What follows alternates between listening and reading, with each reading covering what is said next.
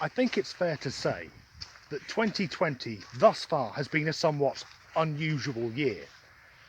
And it's about to get a lot weirder because one of the most bizarre conspiracy theories ever put up on the internet has just gone mainstream.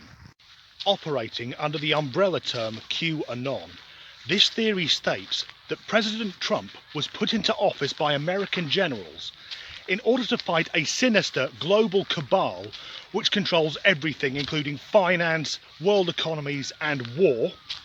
So pretty much the Illuminati then. But also, this cabal operates a global child sex trafficking ring in order to not only abuse children, but to drink their blood and eat their organs. Members of the cabal do this to prolong their lives in a quest for immortality. Now, the first problem I have with this conspiracy theory is that if Trump was in charge of leading a fight against this shadowy global elite, does anyone think he would have kept quiet about it? No, he would have been tweeting about it for years, somehow blaming it all on Obama. So, apparently children are being murdered for their adrenochrome. Now, this is a compound which we all have within our systems, but there's been very little research into it, other than in the mid-20th century it was thought it could be linked to schizophrenia, and it also featured heavily in the novel and film Fear and Loathing in Las Vegas, where it was portrayed as a powerful hallucinogen. So who are the members of this shadowy organisation? Well, apparently there are Hollywood A-listers like Tom Hanks, Oprah Winfrey, Ellen DeGeneres and Madonna, prominent world leaders like the British royal family, the Dalai Lama and the Pope, and over in the USA, the Obamas, obviously, because you can't have conspiracy theory without lumping them in, and several Democrats, in particular Democrats who were also Jewish. And that's not really a surprise, because when you scratch the surface of many conspiracy theories, you'll find a shitload of racism and prejudice. Did you notice how many of those Hollywood A-listers were also female? Because to many conspiracy nuts, any woman who gets herself into a position of power must be up to no good.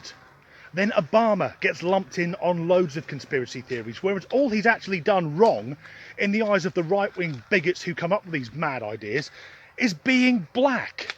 And then the Jews being blamed for harvesting blood. That actually goes back to a conspiracy from around 300 years ago that suggested that Jewish people were also vampires. Honestly, if you bought into all the conspiracy theories concerning the Jews, well, I'm surprised my Jewish friends ever have time to talk to me. I thought they'd be far too busy manipulating stock markets and carrying out terrorist attacks, when they're not also too busy, apparently, being undead paedophilic sex vampires. Is any of this sounding a bit mental yet? So let's have a look at a few posts from people who believe the QAnon conspiracy theory. And I haven't got these from the dark web or anywhere suspicious. I've pulled these from sodding Facebook. Here we see photographs of 4 prominent female singers, 3 of whom are knocking on a bit, but look good for their age. And in the middle is a drawing by someone who at best got a D in GCSE art. So this post states that these celebrities are so brazen about their child murdering activities that they are openly mocking their victims. But if you were involved in something like this, would you be leaving fucking clues? Then we have these 2 photos of Jennifer Aniston, taken 22 years apart. She's in her 50s now and looks amazing on it.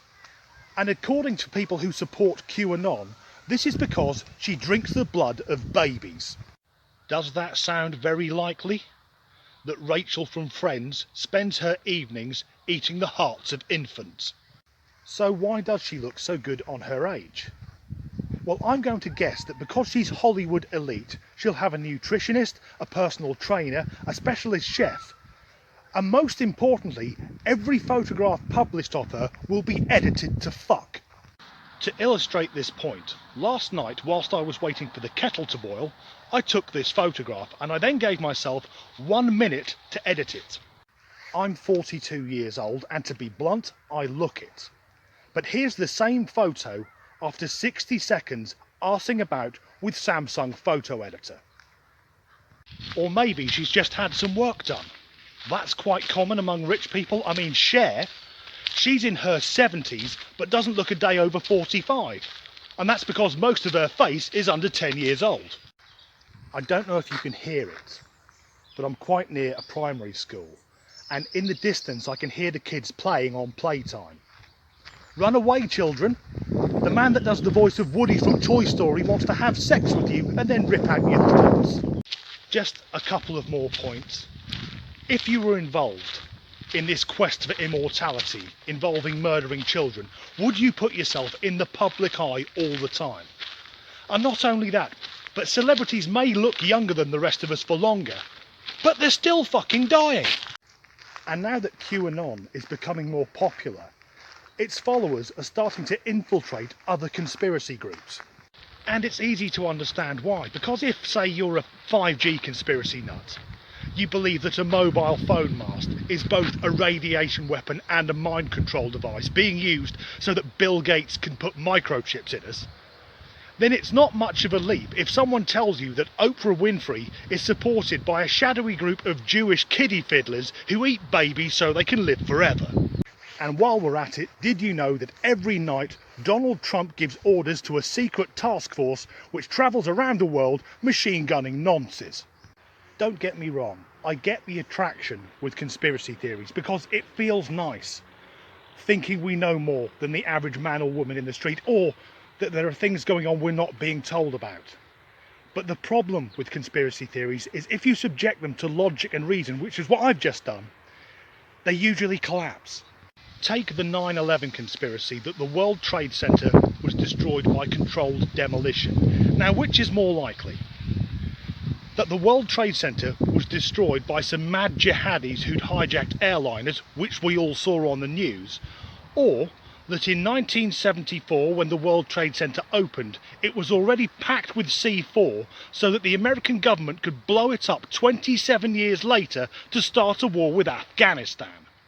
Or the idea that Princess Diana didn't just die in a car crash, no, she was assassinated by the British Secret Service. Because obviously, the car you would use to ram a 2.5-ton Mercedes limousine off the road would be a Fiat Uno. Conspiracy theorists, Bill Gates doesn't want to microchip you. You're not that fucking interesting. And which is more likely? That Madonna has a toddler delivered to her house every day so she can feast on its entrails, or that she's a washed up old tart who hasn't had a decent record in 20 years. Just disappearing in the background, there's a woman there walking along with a toddler. I expect Oprah Winfrey's already got the oven on. But if we remove all the conspiracy theories, we're left with the truth, which is even more terrifying. That there is no cabal or Illuminati or shadowy elite, so essentially the Earth is rudderless. No one really controls it. We as a species live on this tiny planet, a spinning ball of rock hurtling through the universe, on the only home we'll ever have, and we're killing it. If Greta Thunberg had spoken like that rather than just being fucking angry all the time, people might have taken her more seriously. Thanks for watching.